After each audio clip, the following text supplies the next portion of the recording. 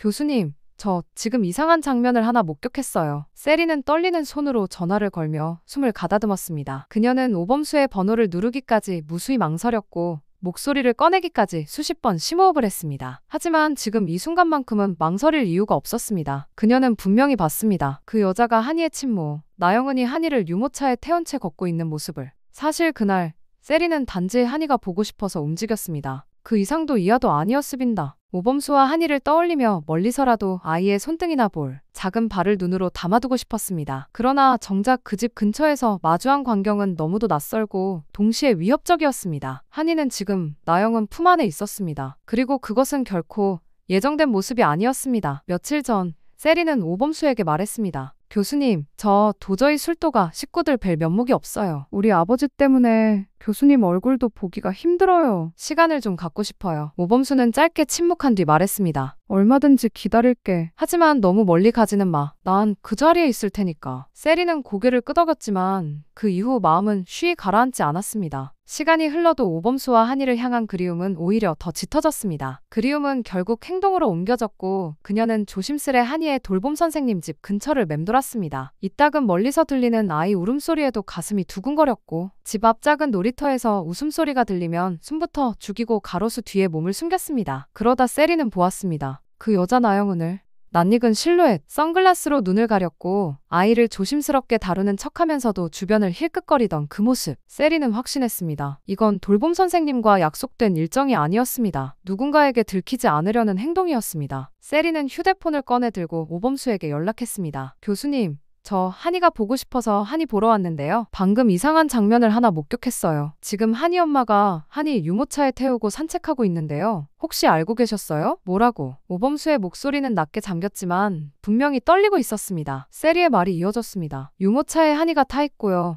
한이 엄마, 나영은이 지금 직접 밀고 있어요. 선글라스를 끼고 모자 눌러쓴 채 돌봄 선생님은 옆에 있지도 않아요. 근처 작은 공원 쪽으로 걷고 있어요. 내가 지금 그쪽으로 갈게. 오범수는 더 이상 지체할 수 없었습니다. 심장이 철렁 내려앉는 듯한 느낌과 함께 그는 현관문을 벌컥 열고 뛰쳐나갔습니다. 달리는 내내 머릿속은 하얘졌고 한이라는 이름만이 쉴 새 없이 맴돌았습니다. 가슴속에서 차오르는 분노와 두려움이 뒤엉켜 그는 무조건 달리고 또 달렸습니다. 지금 당장 한이를 찾아야 했습니다. 그 누구보다 먼저 공원 입구에 다다른 오범수는 허겁지겁 숨을 몰아쉬며 주위를 둘러보았습니다. 그 순간 가로수 뒤에서 조심스레 몸을 드러낸 독고세리와 눈이 마주쳤습니다. 세리야, 어떻게 된 거야? 오범수가 다급하게 물었습니다. 세리는 긴장된 눈빛으로 공원 안쪽을 바라보며 말했습니다. 조금 전에 나영은 씨가 유모차를 밀고 들어왔고요. 돌봄 선생님이 잠깐 뒤따라 들어왔어요. 둘이 짧게 무슨 말을 나눴는데 분위기가 뭔가 이상했어요. 한이를 도대체 왜 그렇게 몰래 데려나온 거죠? 오범수는 이를 악물며 말없이 고개를 끄덕였습니다. 그의 눈빛은 흔들림 없었고 이내 똑바로 공원 안쪽으로 발걸음을 옮겼습니다. 세리는 그의 등 뒤를 바라보다가 조용히 뒤따랐습니다. 조금 더 안쪽으로 들어가자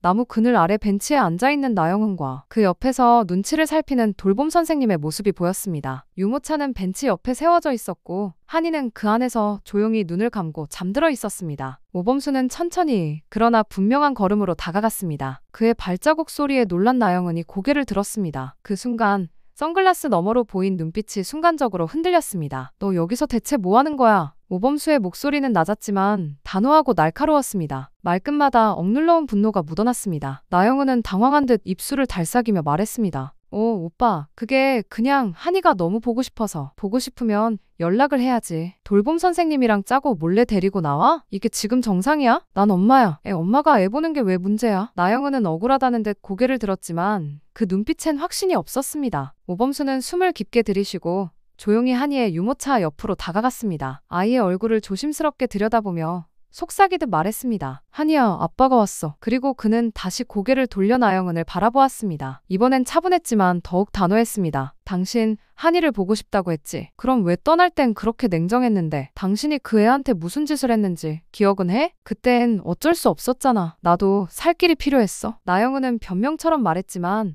오범수는 고개를 저었습니다. 그건 어른으로서의 선택이었어. 근데 지금 이건 애를 소유물처럼 다루는 행동이야. 당신은 지금 한이가 아니라 엄마라는 자리를 되찾고 싶은 거잖아. 그 자리가 어떤 무게인지 진짜 알긴 해. 나영은은 말을 잇지 못하고 고개를 돌렸습니다. 그제야 돌봄 선생님이 조심스레 입을 열었습니다. 저 정말 죄송합니다. 나영은 씨가 너무 간절하게 부탁해서 잠깐만이라도 괜찮겠지 싶었어요. 이렇게까지 될 줄은 몰랐어요. 그 말을 들은 오범수는 한동안 침묵했습니다. 그러나 그의 눈빛은 이미 서늘하게 식어 있었습니다. 이윽고 입을 연 오범수의 목소리는 낮았지만 무겁고 단호했습니다. 선생님, 한이가 몇 살인지 아시죠? 이제 겨우 돌갓 지난 아기입니다. 말도 못하고 자기 감정도 표현하지 못하는 아이예요. 그는 조심스레 한이를 품에 더 끌어안았습니다. 그런 아이를 신원도 제대로 확인 안 된 사람에게 보호자 동의도 없이 같이 외출시키셨어요. 정말 잠깐이면 괜찮을 거라고 생각하셨습니까? 돌봄 선생님은 아무 말도 하지 못하고 고개를 떨궜습니다.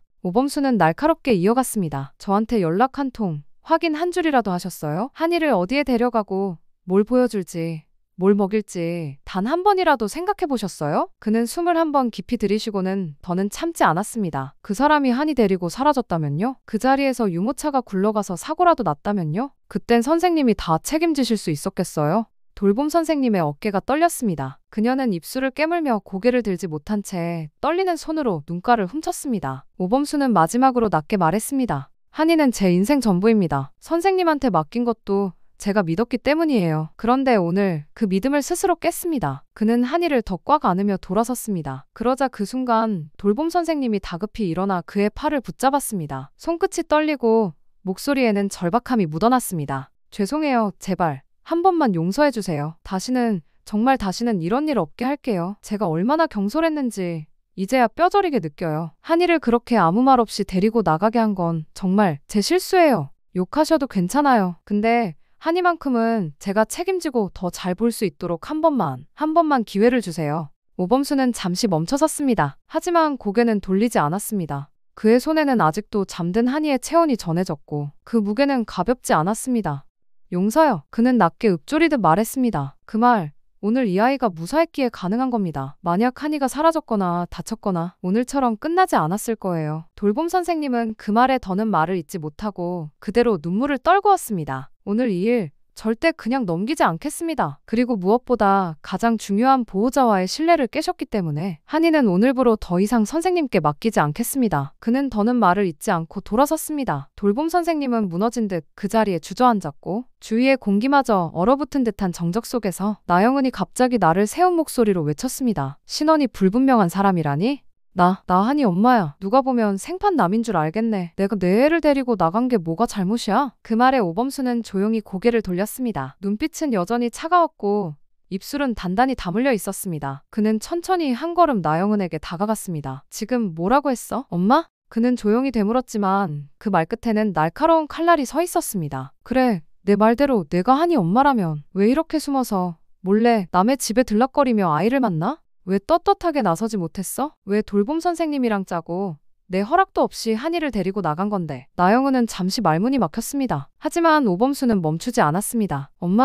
엄마라는 사람이 재벌이랑 결혼하려고 이 아이 버린 게 불과 얼마 전이야. 그리고 지금 와서 뒤에서 몰래 한이 데려다니고 사진 찍고 넌 지금 엄마 흉내만 내는 거야. 나영은의 얼굴이 일그러졌습니다. 하지만 오범수는 단호하게 마지막 말을 던졌습니다. 넌 엄마 자격 없는 사람이야. 그리고 지금 내가 한 짓이 어떤 짓인지 알기나 해. 넌 지금 유괴랑 다를 바 없는 짓을 한 거야. 그의 목소리는 낮았지만 분명했습니다. 뭐? 유괴? 오빠 지금 말 다 했어. 나영은이 기가 막힌 듯 외쳤습니다. 오범수는 아랑곳하지 않고 말을 이었습니다. 이 일 절대 가볍게 넘어가지 않아. 넌 이번에도 법을 피할 수 있을 거라고 생각하지 마. 각오해. 나영은 이번 일 반드시 책임져야 할 거야. 그 말이 떨어지는 순간 나영은은 아무 말도 하지 못한 채 입술을 깨물었고 그 자리에 선 채 그대로 굳어버렸습니다. 오범수는 더는 그녀를 바라보지 않았습니다. 한이를 품에 안은 채 조용히 고개를 돌리고 걸어갔습니다. 그 발걸음은 무거웠지만 확고했습니다. 오범수의 뒤를 따르는 독고세리를 본 나영은이 발악하듯 외쳤습니다. 오빠, 어떻게 나한테 이럴 수 있어? 나 한이 엄마라고. 오빠 저 여자 때문이지. 지금 저 여자 때문에 나한테 이렇게 잔인하게 구는 거냐고. 나영은의 날선 외침은 공원에 퍼져나가며 몇몇 사람들의 시선을 끌었습니다.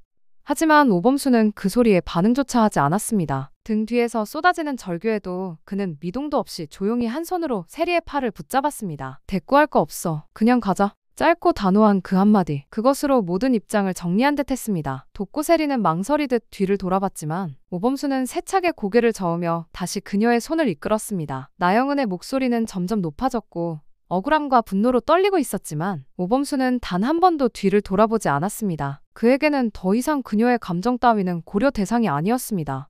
오직 품에 안은 한이와 그 옆을 묵묵히 따라주는 세리만이 지켜야 할 전부였습니다. 조용히 공원을 빠져나오던 중 잠시 멈춰선 독고세리가 조심스레 말을 꺼냈습니다. 한이 보러 우연히 와봤는데 그래도 한이가 무사해서 정말 다행이에요. 그 목소리엔 억누른 안도감과 진심 어린 걱정이 묻어 있었습니다. 오범수는 걸음을 멈추고 그녀를 바라봤습니다. 그 눈빛에는 복잡한 감정들이 겹겹이 스며 있었지만 그중 가장 또렷한 건 감사였습니다.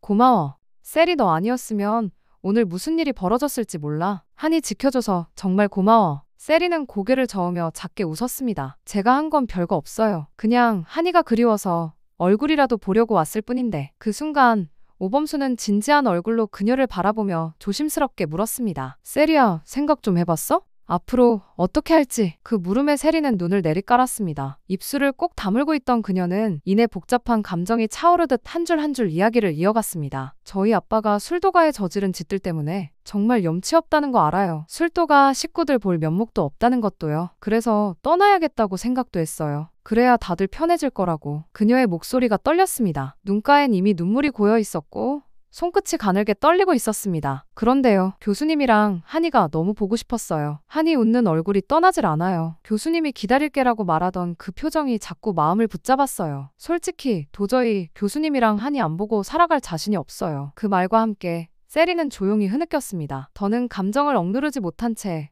어깨를 들썩이며 눈물을 흘렸습니다. 그 모습을 지켜보던 오범수는 말없이 한 걸음 다가가 그녀를 천천히 끌어안았습니다. 세리의 이마가 그의 가슴에 닿았고 한이를 품에 안은 팔이 그대로 세리의 등을 감쌌습니다. 나도 마찬가지야. 그의 목소리는 낮았지만 진심이 담겨 있었습니다. 셀이 너 없는 이 집 상상도 안 돼. 한이도 셀이 너 보면 그렇게 잘 웃는데 나도 그 웃음 없이 못 살아. 세리는 오범수의 품 안에서 눈을 감은 채 조용히 흐느꼈습니다. 그 품은 따뜻했고 더 이상 도망치고 싶지 않은 마음의 자리였습니다. 오범수는 그녀를 꼭 끌어안으며 부드럽게 말했습니다. 돌아와줘서 고마워, 세리야. 그 한마디에 세리는 고개를 끄덕이며 조심스럽게 오범수의 품을 더 깊이 파고들었습니다. 서로를 아는 두 사람 곁에는 한이의 고른 숨소리만이 조용히 퍼지고 있었습니다. 그렇게 세 사람은 다시 하나의 가족이 되어가고 있었습니다. 드라마 모여라. 오늘 이야기는 여기까지입니다. 끝까지 시청해주셔서 감사합니다. 이 채널의 영상들은 저희 상상력을 바탕으로 구성된 예상 스토리이며 본 드라마의 실제 내용과는 다를 수 있습니다.